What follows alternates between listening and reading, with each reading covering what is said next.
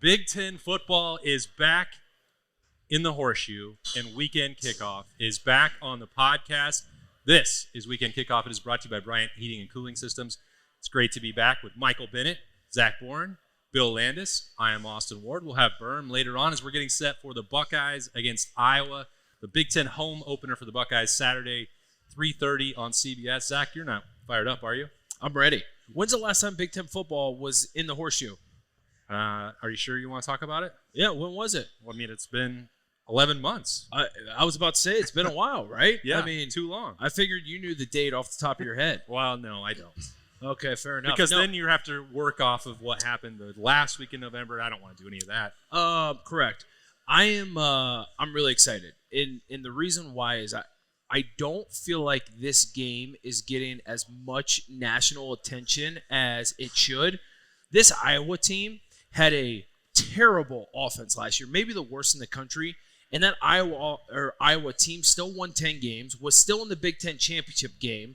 This is a really good Iowa football team. Yes, they had a slip up against Iowa State, but what people don't realize is Iowa was winning that entire game, and then Iowa State, I think, scored 14 unanswered, literally with like 4 minutes left in the game to win that game 20-19. If it weren't for that, this would be an undefeated Iowa football team, and their offense is clicking a lot more than it was last year. Old school still. Run the football. Passing attack is still a little. Which with the new time, give me like the clock. Shorten the game. Yeah, clock rule. Yeah. The clock rule, right? Running I figured clock. you knew the official word for it. Yeah. The clock rule. It makes it really hard going against a team like Iowa. I think that's why Michigan has been so successful the last 3 years, right? I think the clock rule started maybe 2 years ago. I know, but when you run the football and you are successful at it, it shortens a game like crazy. Like I think there were games last year or 2 years ago with Ryan Day was talking like we got 6 possessions in the game as an offense. Like it's hard to compete. You almost have to score every possession, then you can't have any mess ups. Yeah, Bill and I were talking about that early in the week. It does feel like Iowa, in terms of a test and also a comparison for Ohio State, they are Michigan light. Now, they don't have Connor Stallions on their staff, so maybe that's why they're not punching at the same level. But there could be other reasons for that. But the way that they want to run the football, as fundamentally sound as they are on defense, that's what makes them a challenge. It's a game, Mike, that I think has to be won up front. Oh, and that's why I love it. Iowa, to me, is quintessential Big Ten football. You know, it's getting a little chillier outside. It's cooling down. It's in the shoe. I always loved playing against Iowa too because you come off that field, especially as a D lineman or an O lineman, feeling accomplished because you know you're going to have to fight the entire game. It's not going to be just some team that lays over. And I agree with Zach. Like I don't think outside the Big Ten people realize how gritty a battle with Iowa is. So it's going to be fun to watch. I think for the D line, it's going to be their first. I won't say big test, but it's going to be their first test. So I'm excited to see how they respond. What have you thought about the D-line the last couple weeks? I have loved it. I've loved it. This is what I've been begging for, asking for, watching for. There were a couple years there where, you know, anytime you'd have me on a podcast or a radio, I'd be tearing them apart. But this is the D-line that I know Ohio State's capable of. We've got the defensive ends doing their job all the time, heating up the edges. And you see the interior D linemen, you know, they don't get as much production right now, but they're pushing the pocket. The reason those quarterbacks are uncomfortable, the reason the DNs and the linebackers and the safeties are able to go get to the quarterback is because those defensive tackles and interior D linemen are getting pushed and fighting. Well, they're going to get Tyleik Williams back on Saturday against Iowa, which should certainly help.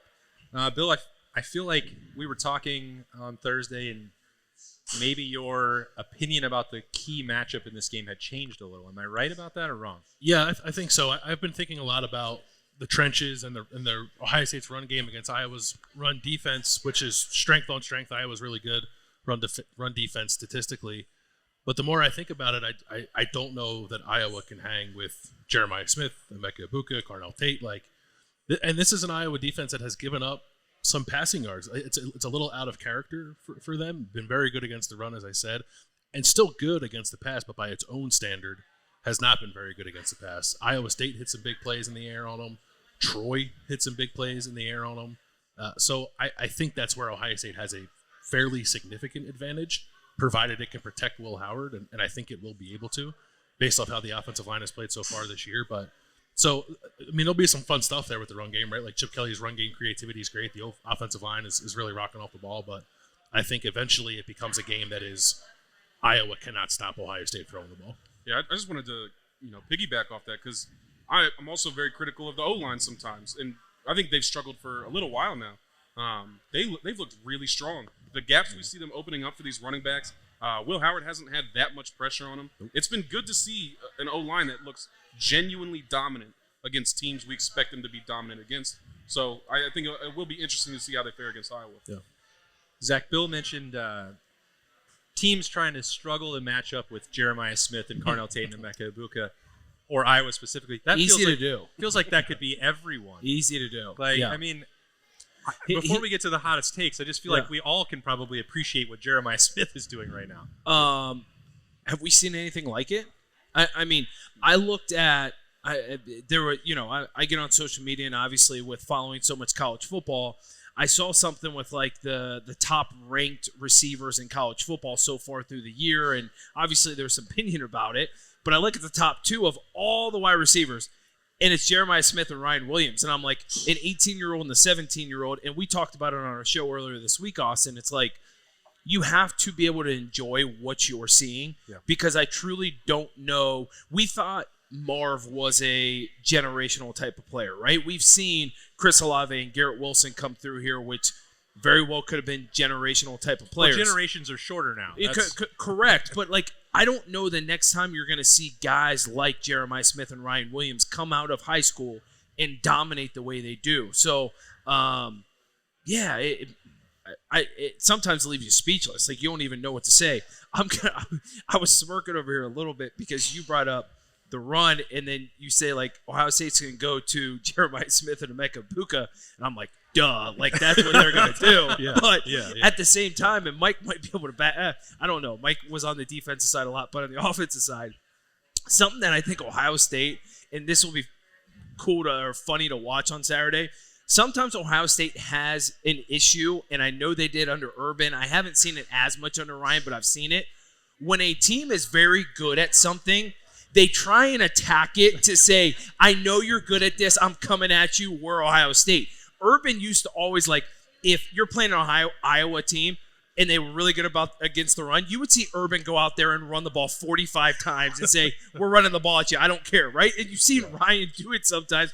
And I'm like, is Ohio State really going to go out there and just say, hey, we know you're really good against the run? Well, guess what? Travion and Quinchon, we're coming right at you. Here we go. I think, Zach, in 2019 against Penn State, it was the opening drive for Ryan Day, and he's like, Penn State's got the number one rush defense in the country, and Ryan Day said, nah, we're going to run it 9 straight times. I don't know if it's like, I don't know if it's an attitude thing or if it's like Ohio State, like, hey, you think you're good, just wait till you play us type of thing. Like, yeah, but they always seem to do that. So, yes, they're going to go after, they're going to throw to Emeka and Jeremiah, but I think they might run the ball more than we think. I don't mind the strategy because if you do that and it works, then Iowa's well, we got nothing. Like, I guess we're in for a long day. So I could see them still come out and try to run it early, and then they just have the ultimate kind of pivot point. There's the reverse card. Number 4. Urban was notorious for that. You've got the best secondary in the country, and Urban throws the ball 10 times out of the first 14 plays. You're like, Urban, I thought you liked running the football. Oh, no, we're throwing it today. Guys, I mean, Zach, I know you know this. For everybody back home, in football, it's not enough just to win. You have to break their spirit. So if their spirit... You have to break their spirit. If they walked home and they're like, man, we gave it our best and we almost had it. No. You thought we were equal? No. You have to win and you have to break their spirit. Urban gets it. Ryan gets it. That's something that, as a D lineman, that's what I came off the field wondering was that guy across from me, did he think we were on the same page? Did he think he belonged on that field with me? If his answer is yes, then I didn't do my job. I love when Zach and Mike get rolling. It's like, are we going to go play right now? Like, they're going to go run through a wall. But I'm just going to hit some golf balls in Fairway, Columbus instead of doing whatever they're doing. But it's great to be back here, by the way. Come try the food. It's fantastic. The drink specials are going. Great place to hang out. But Bryant Heating and Cooling Systems is ready for our hottest takes. And Zach likes to go last, I know. Mike, you want to go first? Yeah, I don't know if it's even possible to have a hot take with this team this year. Come on. Anything seems possible. I think this is the best. My hot take is this is the best defense Ohio State will have in the last 2 decades. 2 decades. Honestly, it doesn't feel like a hot take. It just feels like observation. You didn't think the one that you were on in 14? We were a strong defense. Don't get me wrong, but we need to get bailed out by the offense sometimes. Yeah. I think the offense, it's fun to watch them. I don't think the defense needs to get bailed out by them. Maybe once this season they will, but I mean, this is a defense that's scoring, that's taking the ball away, that is, they're giving up some yards, but it's the bend, don't break defense. It's incredible to watch. You're bound to have some touchdowns here or there, but I think this defense has the chance to be genuinely special. Best in 2 decades. Does that sound right to you, Bill? I think it could be. Yeah, I think it's played really well to this point. I know there's some concern about the start to the last 2 games, even from Jim Knowles. It's number 1 scoring defense in the country. It's given up 3 touchdowns in 4 games. Whatever issues it has encountered, it has quickly corrected them. So, yeah, I think this defense is very much on track to be what people thought it was going to be. I mean, Zach, last week on Buckeye Q, we were just talking about all the breakdowns on the opening drive of the game. Oh, trust me, there were breakdowns. And I think to the way these guys are talking right now, the standard is at a certain level that it's like, hey, to Mike's point, this could be the best. You say the last 2 decades. I say maybe ever, right, at Ohio State. Yeah. When you look at the end of the year, the way statistically, the way some of these guys have NFL careers, it very well might be like, the offense of, what was it, a 15 that everyone talks about, right? That Ohio State offense that was so dynamite. This could be the same effect from this defense. It wasn't 15. It was not. Well, what am I thinking of? What am I? You have Mike Thomas, Zeke, but on the all the offensive linemen with Taylor Deck, right? Yeah. But they never quite. You had the quarterback uncertainty going on with Cardell. What offense am I thinking of? 14. 19. When they on the way to the title. Okay. 19 with Justin Fields. 19. And you're right. Yeah. It's 19. And that was. We don't need to talk about the missed opportunity there for the Buckeyes, but that was, I think, the best combo, at least that I've covered, which is now, this is my 13th season, the best pairing of offense and defense, and a team that, there were a couple plays and what-ifs away from winning a national title, which is a reminder of how hard it is to accomplish what you guys did in 2014, because I think the complementary football that they were playing in 2019, Ryan Day's first year, is being matched right now. I think the offense has that potential, but we'll see. What's your hot take, Bill?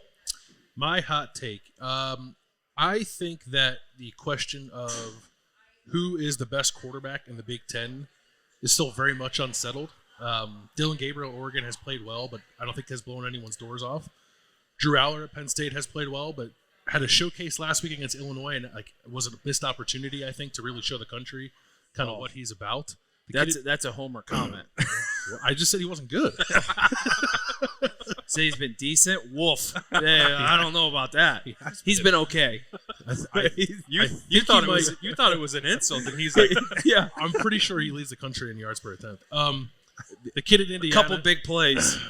More than a couple. The kid in Indiana has played well. Anyway, what I'm getting at is I don't think people believe Will Howard is going to get there. And I kind of think he is, and I think it starts this week. I think the ultimate test is next week at Oregon, right? When Dylan Gabriel and Will Howard are on the field together. But I think this week, with his legs against Iowa, with the way he'll throw the ball against Iowa, people will start come around on the idea that maybe this guy is the best quarterback in the Big Ten. I think by the end of the year, it will be definitive that Will Howard is the best quarterback in the Big Ten. What does he have to do, Zach, that he hasn't done already? I would say the one thing that he has not done is flash the deep ball. He has not connected on the deep ball that people want to see. I mean, people are used to Justin Fields, C.J. Stroud, Dwayne Haskins that can take shots down the field at any time, and it's a pretty ball and they hit wide receivers in stride. We haven't seen that. We've seen the one deep ball. I forget what game it was, Jeremiah Smith, but it was a little underthrown, and Jeremiah had to come back for it. We saw the missed deep ball to Jeremiah Smith at one point. So connecting on the deep downfield pass hasn't happened. I think if we saw more of that, people would be, oh, yeah, he could be that guy. I mean, I would also say I don't think the Big Ten has the strongest quarterback class this year. Probably the weakest we've seen in a while. I think the top tier is not as good as correct. It's not as high as we've seen in the past. It feels like nationally that's true. Yes, I agree. Yeah, I would say there's a good quarterback playing the SEC right now, though. Maybe. Yeah. I'll toss this out there, though. I don't think Will Howard needs to be the best quarterback. I think Nor do I. I think it's possible. Yeah. I think he could get there. Mhm. I think he's playing at a level that could win Ohio State the national championship. He's still making some dumb mistakes. Maybe that doesn't go away, but that's something that he can clean up where he just gets a little panicked and throws into double coverage or whatever it is. But we definitely don't need him to be that much more than what he's been doing. For himself, I hope he improves. For the sake of the fans' sanity, I hope he keeps progressing. That's what you want throughout the course of the season. But I think going into this season, if you asked Ohio State coaches, if you asked even us in general, and you were to say, Will Howard be as good as JT Barrett? We would have all jumped at it, been like, oh my God, yes. Mm-hmm. If you say you are JT Barrett and you put him in this offense and with this team, we would have taken it all day long. I would argue I think he's been better than JT Barrett because I think throwing the ball, he's been a lot better. He hasn't had to run the football yet. I think we'll see that. Mm-hmm. But the way he's been throwing the football and distributing and his timing and stuff it's better than JT Barrett, which I think everyone's ecstatic about. Yeah, I really love the way he's running the offense. Mm-hmm. Making decisions, making checks, setting protections, all that stuff. Like, you're right, Mike. He doesn't have the arm that's going to blow people away. And he does still make some poor decisions at times throwing the ball down the field. But they're putting a lot on his plate, especially with all the RPO stuff they're doing. And I think he's made the right decision almost every time. And it's been pretty impressive. And I'll tell you, one of my favorite parts about it is attitude. Like, there's a certain attitude. We've been blessed with a whole bunch of different successful quarterbacks at Ohio State. And all of them have different personalities. So there's not just one way to be successful at the quarterback position, but he seems to be a leader. He seems to be somebody who's excited to be a Buckeye, excited to be out there with the pressure, and that's something that I think you really have to have as an Ohio State quarterback is an ability to handle the pressure. Of all of my complaints about him, that's not one of them. Right. He seems like he's ready for the lights. He seems like he's ready for the big moments, and whether he can hit the deep ball or not, to be seen. But I really like the attitude that he brings to every game. It's possible that he may not have to, the way that he's throwing the intermediate routes, which is for sure. Jeremiah Smith been able to take a slant for 80 yards. Yeah, you don't have to throw it 60. You can just throw it 10. You can throw it 10, and if they run 50, I think it counts for the same amount. Just hand it off to Judkins, and he'll run it. Yeah. Well, Travion's playing at a pretty high level, too. I think that's what's fun to watch about this Ohio State offense. I think if we are, Jim Knowles used the term nitwhacking. If we're finding some ways that Ohio State could maybe play better, I think Davison Igbinosun has struggled just a touch in the first 4 games of the season. And Zach, my Bryant Heating and Cooling System's hottest take is that I'd like to see Jermaine Matthews maybe get a shot to play there. Now, Bill knows, because I said this throughout the preseason, I'm not trying to just speak it into existence, that I thought at some point Jermaine Matthews would elevate his play to a level that he was going to supplant Davison Igbinosun in the starting lineup. So it's not just because I want this prediction to be true. But I think if you look at some of the taking PFF grades with the grain of salt that you have to, Davison has struggled a little bit, and we've looked at some of the press coverage I think that Jim Knowles wants to play more of. It doesn't seem like that's really been his strength so far. Now, I know that Davison can. I will never forget the one-on-one plays he was making against Jeremiah Smith in training camp when we were in there. Not a question of ability, not a question of athleticism. I don't know. It just feels like maybe Jermaine Matthews could give this team something a little bit different. I don't disagree. I think ever since he played against Penn State last year when he had to fill in, I think he gained so much confidence in that game that he just became a completely different player. That it was almost that guy like, hey, you can step up and play. And I think he's built on that. And I agree with you. I think it's one of those things that you take your top 3 corners. I think Jermaine Matthews is part of that group. I really do. Obviously, IGB brings an attitude and tenacity to the defense, to the secondary that people have talked about all the time, and I think there's value to that. But at the same time, at some point, like if you're going against an Oregon, if you're saying Drew Aller's the real deal and you gotta defend the pass against Penn State. I don't know. Listen. If you need to defend the pass, right? Jermaine Matthews, I agree, needs to be on the field. All right. Good. I'm glad you agree with me. That makes me feel even better. Yes. It is your turn, Zach. My hot take. You ready for this? I'm ready. This better be good. The Ohio State team that we have seen so far is going to be the worst we will see this team play all year. Oh, that's good. Oh, okay. So through the first 4 games of the year, right, it is the worst we've seen this team play. And the reason why I say that is because this offense, you look statistically, right? And everything is matching up the way you want it to. They're putting up the numbers. But I would argue the offense has been super vanilla so far. We haven't seen really Will Howard throw it. We haven't seen so many downfield passes. I think that's for a reason. You brought up the RPO. And I would argue this. Mike didn't sit in many offensive meetings, but there's times where you make it look like an RPO, but it's really not, right? Yeah. There's times where you're like, hey, this is called, you're giving it, or hey, it's mesh point and you're throwing it regardless. And so I think they're doing some of those things to tee up things that are coming possibly this weekend, for sure next weekend against Oregon, for sure in State College against Penn State. So they are just teeing up this offense, but I think it's probably 25% complete of where this team can go. We also haven't seen both running backs in the backfield, which we have to see, right? I mean, Chip Kelly's notorious for that. We have to see it. And then you talk about the defense, and you talked about press coverage, and Jim Knowles talking about, yeah, we need to do this, do that. I would argue you normally don't see this on the defensive side, but I think Jim Knowles knows how good this defense is, that he hasn't shown much. Through the first 4 games, you're like, we're going to play vanilla stuff. We're not going to get up and press these guys. We're going to play simple cover 8, cover 1, like things that we normally do. But guess what? When we need to turn it on, it's going to happen. And I think you saw a little bit, especially with the way Caleb Downs came on last week, like what they can do with him and this defense.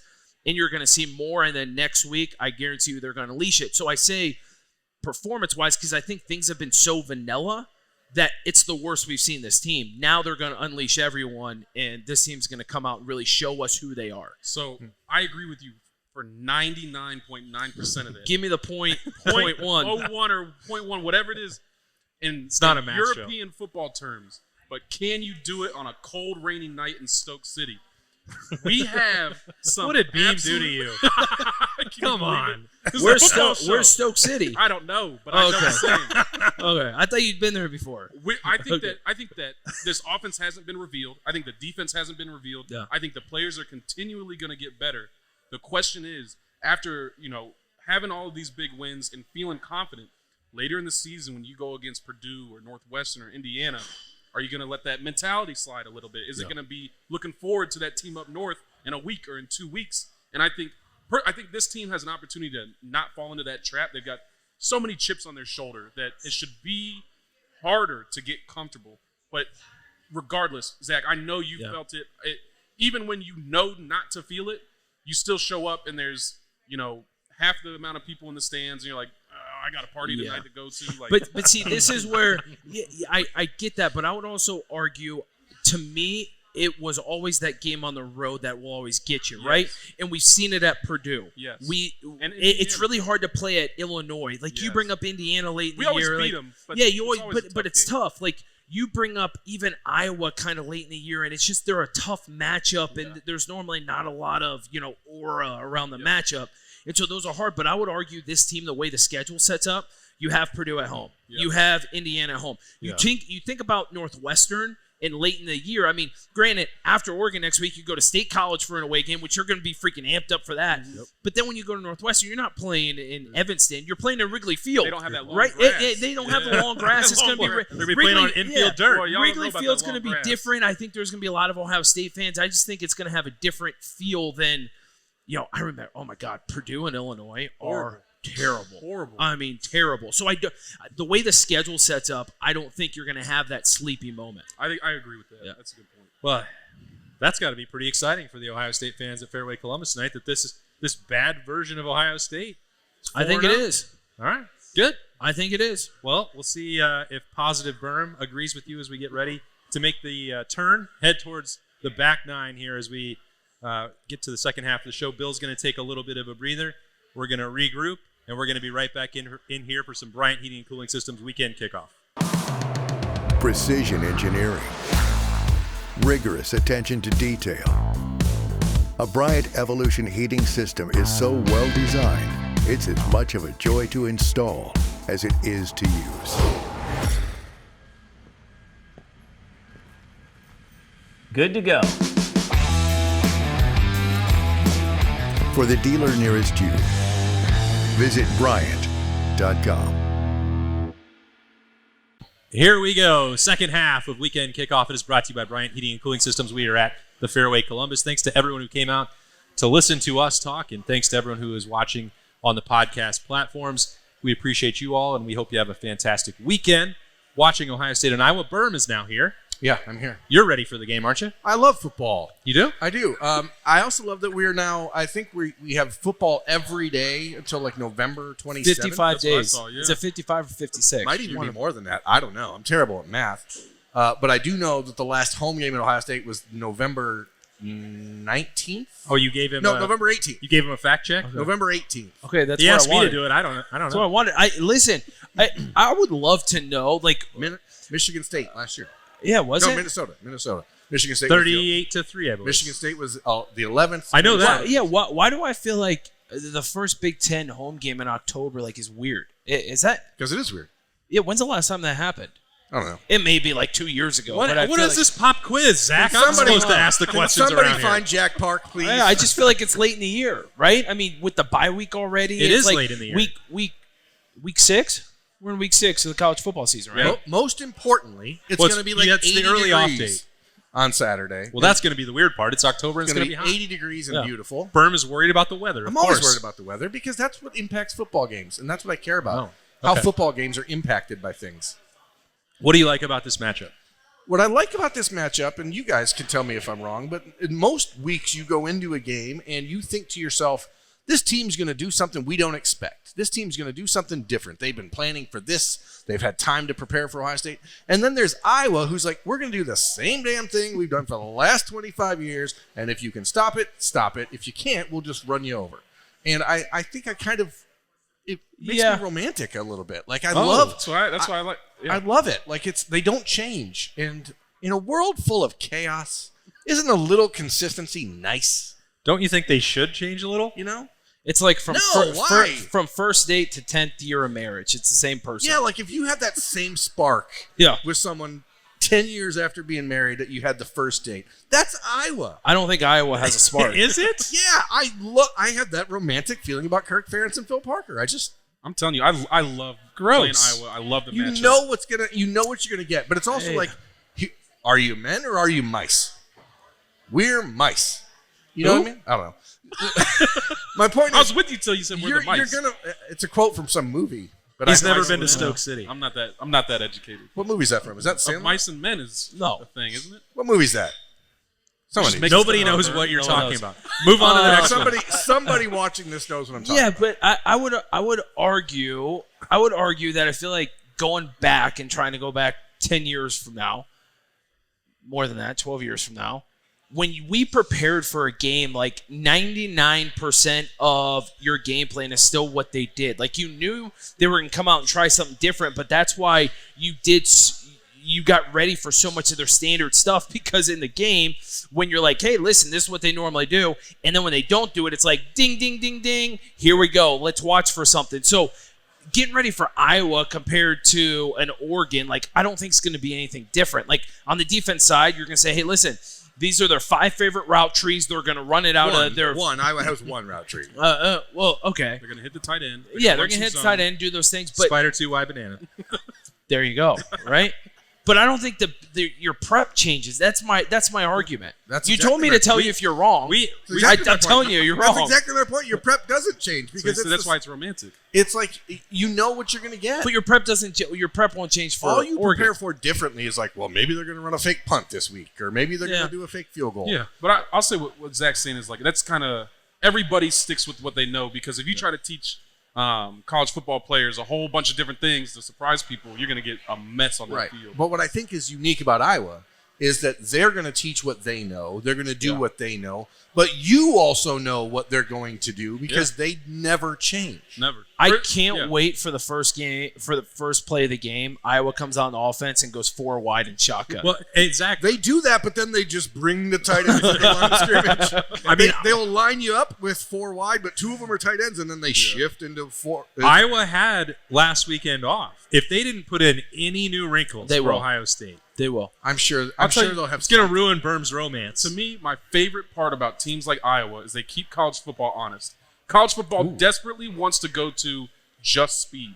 But if you go to just speed, then there's teams like Iowa that will just run you into the dirt and just beat the crap out of you for 4 quarters. And so it requires teams to keep that balance, keeps teams like Ohio State, who's, really started transitioning to speed and all of these like fancy stuff.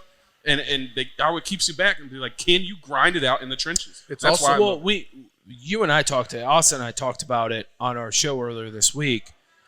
I would say playing Oregon, playing a game like that is so much easier for Ohio State to match up against than a team like Iowa, than a team like Wisconsin, because they just want to literally line up in 22 personnel or whatever the hell it is and run the ball right downhill at you. About winning, and it's just hard to get ready for that, especially in the way modern football is. Yeah. I liken Iowa to what Gonzaga used to be before they became like this early out type of college basketball program where every guy on that team is a fifth-year senior. Mm-hmm. He's 23 years old. He's playing against a bunch of 18-year-olds at Ohio State because you guys are rotating early entries to the NFL draft and replacing guys early who can't hack it and transfer. Like that's not happening at Iowa. You got fifth-year guys. Bill was talking about it on the podcast Daily Bold Prediction Show for Friday morning.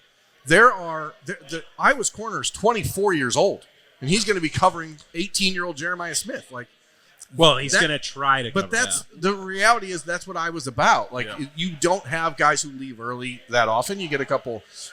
But see, this is anomalies. But that's when you're talking about you as an 18-year-old versus you as a 24-year-old. Yeah. When you're in the NFL, how different were you in the NFL as opposed to being a freshman in college? Yeah, so, I get that, but I think it's totally different this year because what was it in 2017 when Ohio State went to Iowa and got completely destroyed? And it was I don't remember that game. It was. Unfortunately, I do. If I remember, it was a very young team, especially on the defense side of the football. I thought it was a very young team. Well, now you look across the board on Ohio State, you're like, where are they really young at? Yeah, Jeremiah Smith is young, but outside of that, I mean, this is a veteran football team. They're going to be ready. Team so different than you guys are talking about the best team in Ohio State history. That's what makes this one different, I think, than the 2019 team, which was still very young. You had some veteran leaders on defense with Chase and Jordan Fuller and Arnett and those guys, but the stars on offense were all young or first-year guys in the system, like Justin Fields. But 2015 was a more veteran team, but everyone had mentally checked out. Yeah. So they didn't have the chip on their shoulder. That's why I don't think they reached their full potential. They'd already been to the mountaintop, and that's harder. I heard ain't no mountain high enough. Well, until you get there. Yeah. And like you just haven't been there, Bert. You haven't got there. I'm afraid of heights. That's why. But so we're not going to ask you about mountaintops. Yeah, I've never been to a mountaintop. The mental component is it's so important, and so I agree with you, Bert. That's why this team is so special, because we've had so many talented Ohio State teams. I still think that this, across the board, might be the most talented team, but the added aura of not having won a championship, the motivation, the guys that, stayed back specifically for this, because it's one thing if, the team wants to win and all that kind of stuff. It's another thing if you have a group of seniors saying, listen, I could be making $15 million this year. I came to win a championship. I don't care if you're tired. I don't care about any of that stuff. It's those voices in the locker room that I think will push this team to greatness. Agreed. We did talk to. Well, I think there was only one guy making $15 million, and he is in the NFL. It's called Marvin Harrison. I don't think anyone else on this team would have made $15 million. Were they saying JTT was going to get drafted? No, I think there's a reason why he came back. Yeah, he did not get a first-round grade last year. No? No, I don't think he got anywhere close to what he was wanting. That's okay, too. Yeah. It's not fine. Everyone's a first-rounder. Yeah, it's fine. I'll change it to $4 million. $4 million. There it is. $4 million. Yeah, How's okay. That's a reasonable threshold. That still would be now you're getting close to good. now you're getting close to what some guys are getting paid. Now we're talking about we a were JT, too early. JT amount. If anybody in this room has $4 million you can loan me, please let me know. We're a much better investment than a 21-year-old We kid, actually had a conversation. Maybe, I doubt it. We were talking on the way to Michigan State last Saturday about exactly how much money you'd need to disappear forever and never be seen by humanity again. And Austin said his number was $4 million. What? Mine was $5. I need that extra You'd be million. back pretty soon. No. Come on, buddy. You can live I've been pretty- living on a journalism salary for 10 years, 20 years, No. 25 But years. once that $4 million hits your account, then the cost. I goes need up. Listen, a he would- house on a country You club. gotta remember, and He'd that's be it. back in 6 years. completely false. By We're the time he over- pays we're his over green 40. fees, by the time he takes Liberty to Disney World 10 times throughout the year, Zach, you're giving all my Exactly. secrets away. We're over 40 years old. That lifespan that I need to use $5 million for is way shorter than you need. Okay? I guarantee it's not. I'm I heading to guarantee- Costa Rica, and I'm never coming back. So you told him this story. Zach is roasting all my private details out here, and Mike's giving me financial advice that I need more than that. I don't know why. It still feels right to me. Hey, whatever. But you I've never seen $4 million, Whatever you so I didn't get. I Five, haven't either. I didn't get 5 years in the NFL like some people. I So. haven't seen the $4 million. Oh, You okay. saw it. It was just another guy's locker. Hey, I'll tell you, that's a weird experience when they sit next to a guy who's making a ridiculous amount of money and the pay stubs come in. He's like, "Oh, check this out," and it's a 7-figure after taxes pay stub. It's kind of a for dick every 2 move. weeks. Hey, I'm buddy, like, look how rich I am. Congratulations. Did he buy you dinner? So weird. He did. He was a cool guy. He was a good guy. Who was it? I can't. What am He's I not. saying? He always wants the details. All right. I was gonna put a bow on that segment by saying we know that Ohio State was like already scouting Iowa last week, and they were looking at 2016 film. So that tells you how much continuity there is there. But And they didn't even play him in 2016. They're watching him you're against watching other other teams. teams. Yeah. So if you factor that in, and you know what I was going to do, Michael, let's get into our Bryant Heating and Cooling Systems, whatever it takes. Players or areas of concern or emphasis. What does Ohio State need to do on Saturday? What are you watching against Iowa? Trenches. I'm telling you, you brought your resident crazy person on the podcast, but when it No, comes he's to here. Oh, Burns already here. I've You been ready here to the fill that whole position? time. Well, when you play teams like Iowa, the first thing I'm looking at is the run game on both sides of the ball. You can do all the pretty stuff. You can, your passing game can be great, all that. I think we're going to win this game regardless of if we can stop the run, but that I guarantee is the focus of this game is can you establish the run against Iowa and can you shut that run game down? Because that's going to tell you, what your run offense and defense is going to look like moving forward. Like I said, it's the first test, I think, of these offense and defensive line for Ohio State.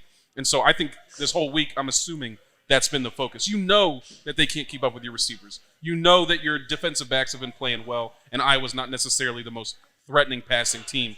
Now, this will also be a good opportunity to shut down Iowa's tight ends. Right. You'd be hard-pressed to find Luke a team with Lachey. better tight ends. So Luke Lachey ready to ball I out. thought you said Nick Lachey for a second. Luke. I was like, man, I know it's going to be hot out, but not 98 degrees. oh, my God. All right. You've been waiting for that. Got him. But, yeah, trenches. Trenches. Take me back 10 How many years. Elvis juices have you had? First one. Take me back 10 years. When you guys heard heading into the Big Ten Championship game in 2014 about Melvin Gordon and how he was going to run all over you and how you guys were soft and you couldn't handle someone like that, and then he had like 6 yards. Yeah.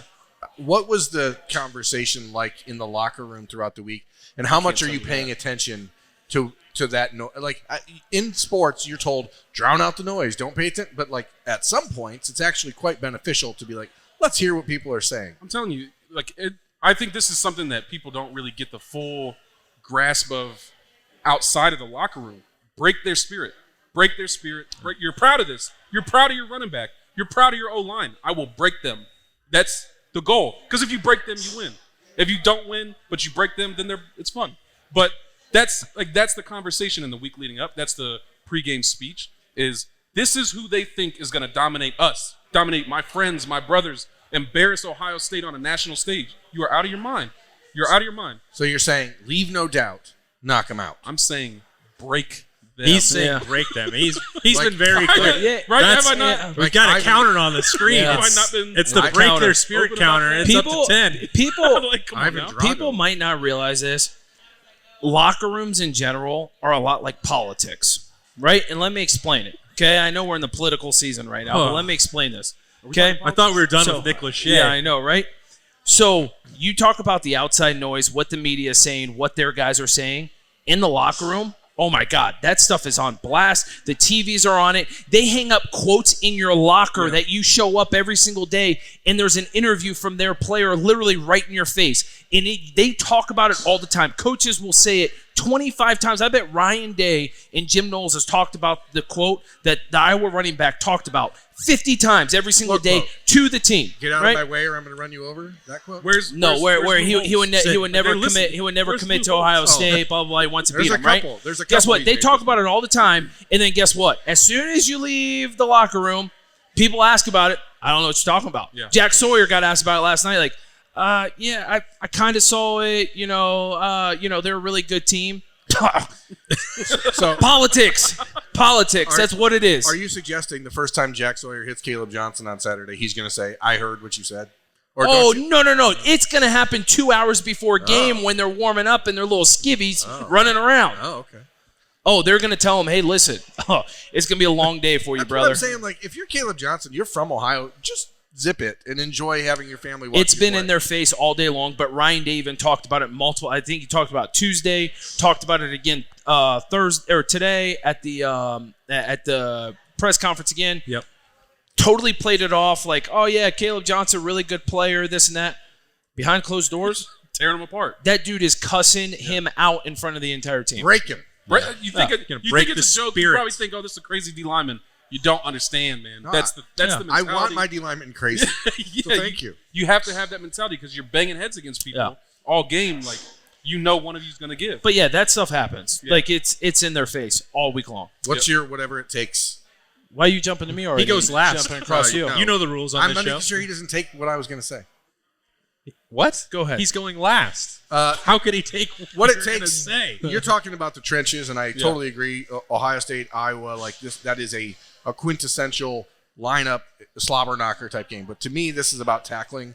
It's about Sonny Styles tackling. It's about Caleb Downs and Lathan Ransom providing some run support, and almost to a point where I don't know that the linebackers are going to be the ones covering the tight ends. I think if I was Ohio State, I'd probably have Lathan Ransom and Caleb Downs doing that so that your linebackers can get downhill and really muddy the picture for Iowa's front five.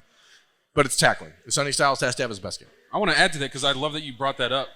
Because the Iowa team, the way Iowa plays offense, you can't stop the run with just the D line. You have to have those cornerbacks or those safeties filling. You have to have the linebackers rolling over top because they're gonna run the ball at you with 7 But people. that's what makes Caleb Johnson. And they're not going to stop trying. And they're not going to stop. That's trying. what makes Caleb Johnson so Yeah. dangerous.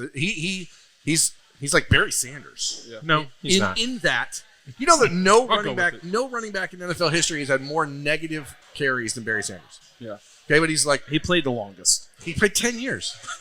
And he Longest. quit when he was like 28 years I'm with old. you, Berm. You don't have to justify This it. guy. Go He's ahead. just going to start talking exclusively to Mike. You took my hot take, but go ahead. It's tackling. It's Yeah. tackling.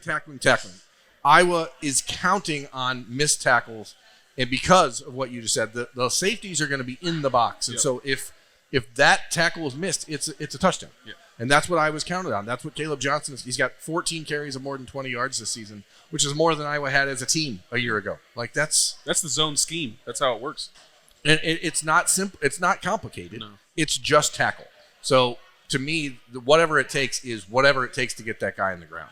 So it can't be one guy. I think the return of Tyleik Williams is huge for that because he's excellent at slanting and disrupting gaps and doing things like that I'm not sure that the other defensive tackles are adept enough at doing. And Tyleik Williams does. So he's a guy that can get off the ball and get off the ball quickly and force the running back to make a move in the backfield instead of being able to get 3 yards ahead of steam. So tackle.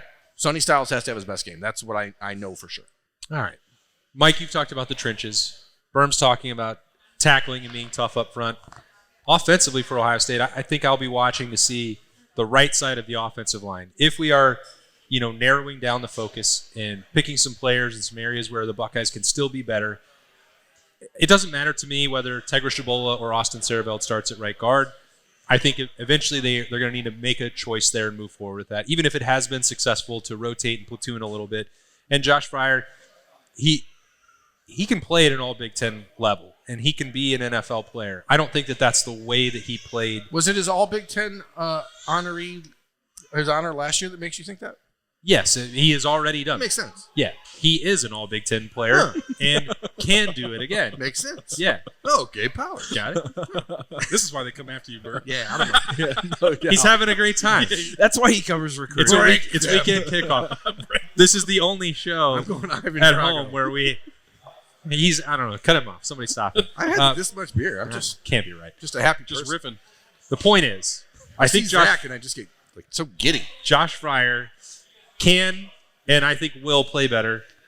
Whatever's going to happen there with Austin Cereville and Tegra Shabola, I think both have shown that they can be full-time starters.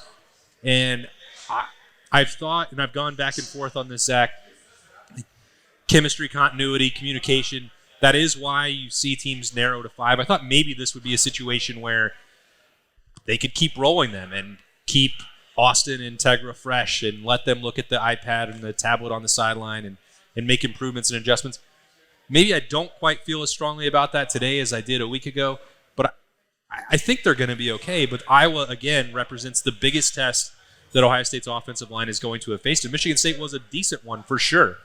But what Iowa does schematically, in terms of their effort, everything they do is on point. They're going to push the offensive line to I their agree best, with you. the highest I think you have to have 5 because going into next week in Eugene, I don't think you can switch around. Like hey, let's get down to business. It's a unit. Yeah, Let's you got to go. work on silent count stuff. Yeah, You you got to do all that stuff.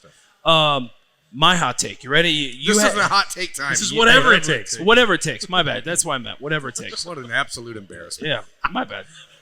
So, whatever it takes. Berm was you were spot on when it comes to tackling. Okay, 3 of those tonight. It Boy, is. I'm not going to say it It- if you're expecting it to be 3 for 3. It is very. This is very blunt. The person that what has to do whatever it takes is Sonny Styles. 100%. See, he did take mine. If Tyleik Williams wasn't back, Iowa would be running at the 3 technique every single time, or checking away from Ty Hamilton and running at that 3 tech. And we could be blunt on here. The backup defense alignment, defense tackles have not played great at all. I think Caden McDonald is by far the best, but they have not put him in as much as they should have. They're not stars, but I think They have done not played fine. well. Wow. Hero Canoe has not played well at all. Okay, well, Okay, Taiwan Malone has not played well at all. I thought Cade- he was okay. You're watching the wrong game. Caden McDonald played very well last week, and I think if they put him in as the 3rd guy now with Tyleik back, they're in a much better spot. Now, here's what Iowa's going to do with Tyleik back. They are literally going to check zone to Sonny Styles, and they were going to run directly right at Sonny Styles. So the person who has to step up is Sonny Styles. He does not do well playing inside the box, taking on the run, stepping up and taking on lead blockers. They are going to put a lead blocker on him at all times, and he has to man up to make the play. If he doesn't, James Laurinaitis has to have a short leash and put in, you already mentioned his name, Gabe Powers or Arvell Reese. I think Arvell's going to be in there. Well, You're going to see a ton of. it all a ton of depends 4-3. because I actually think they don't want to take Jordan Hancock off the field, and I think they noticed that even last week. And you looked in the second half, they did a lot more of their stuff with Jordan Hancock still in the field instead of running that 4-3 set. So I think going in Iowa, they're going to do the same thing. Jordan Hancock is a playmaker for them. They want to keep him on the field. Arvell Reese might be playing. Who knows? I want to ask you this question as a linebacker. Yeah. Because I think that there's a real case that what you just said. Jordan Hancock, in my opinion, should not come off the field. No. He only played 19 snaps at Michigan State, which Correct. is crazy. Yeah. It's not enough. But they played a ton of 3 linebacker stuff. Yes.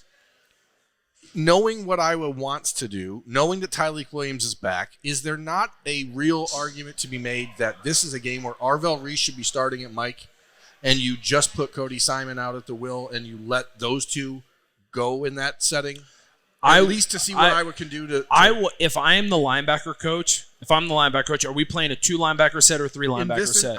I'm saying to keep Jordan Hancock on the field, you need to. If I'm the defensive coordinator, what I do, take IGB off the field, put Jordan Hancock in as corner. I know Jordan Hancock's a great nickel, but put him at corner, match him up with a wide receiver. It's going to be the same thing. I play a 3 linebacker set, and it's Gabe Powers, Arvell Reese, and Cody Simon. I don't think this is a game for Sonny Styles. Sonny, you can shine next week in Eugene, Oregon when you're matching up with a tight end that's, playing in the slot. That's your time to go. Against a team like Iowa, you can't. I would also take it a step further and say this is the week that probably, guess what, if I would also go to a 5-down set and take a third linebacker out. And guess what? Let's put in maybe I even say, hey, listen, put in a Mitchell Melton, right? And play a stand-up defensive end, Sam type of guy, but be a defensive end type of player. So now it turns into a 5-down set. I think you have to do those things against a team like Iowa.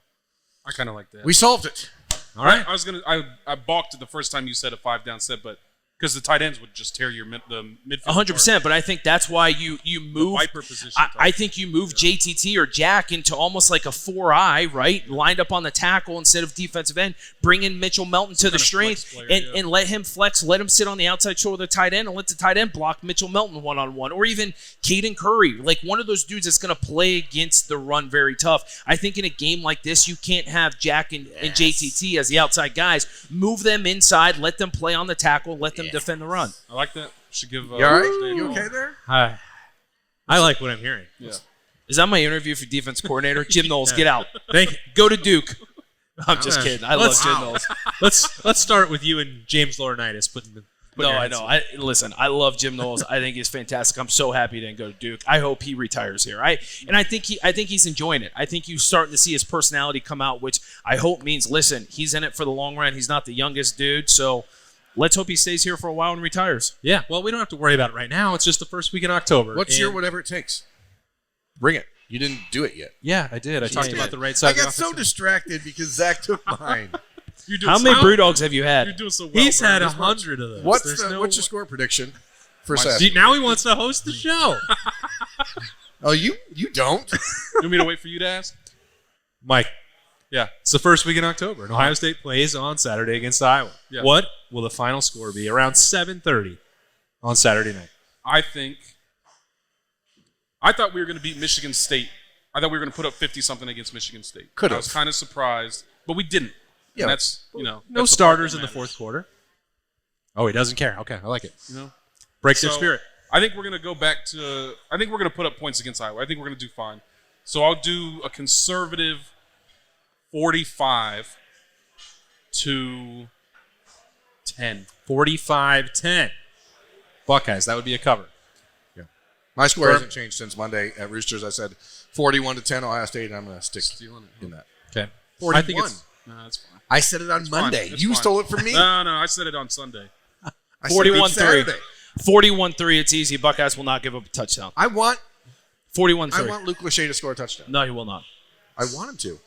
He will not. I think it would be maybe they'll miss the nice extra for point. his dad. On mine, 38-6, that the Buckeyes will win. It is the Big Ten home opener in the Horseshoe. Thank you so much to everybody who came out to the Fairway Columbus for Bryant Heating Cooling Systems weekend kickoff. If you're watching, if you were here, we thank you either way. It's going to be a great weekend. Weather's going to be awesome. Zach's going to be tailgating. I will be. Mike, I don't know what he's doing. I don't know He's just either. going to be watching the game, Yeah. breaking it down. So that the next time we're back in here for a weekend kickoff, which will be for Nebraska later on, that we'll get some better insight, and we'll keep Berm under control with the Elvis juice. But until then, for Michael Bennett, Zach got me Boren, sweating. Bill Landis, Jeremy Birmingham, Get me worked up. I am Austin Ward. This has been Weekend Kickoff. Enjoy Ohio State and Iowa on Saturday. We'll see you next time.